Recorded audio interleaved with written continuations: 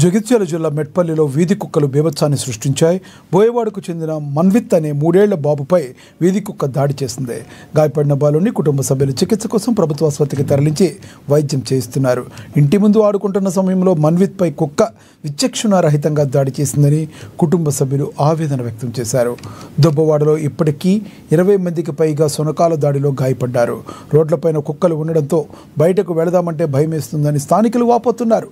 వీధి కుక్కల స్వైర వ్యవహారం అంశంలో అధికారులు సత్వర చర్యలు తీసుకోవాలని స్థానికులు డిమాండ్ చేస్తున్నారు. మేము బోయవాడలోని గంగపుత్ర సంఘం దగ్గర ఉంటున్నాము. అక్కడ 3 ఏళ్ల బాబు మన్విత్ అనే అబ్బాయి మా ఇంట్లో కిరాయికి ఉంటారు. సో వాళ్ళు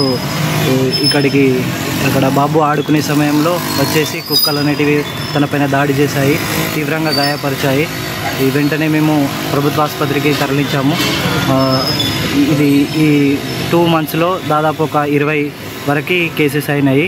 ఇలాగే కొనసాగితే బయట తిరగాల వద్దా అనేది కూడా అర్థమవట్లేదు. ఎక్కువగా చిన్నపిల్లలపైన దాడి చేస్తున్నాయి.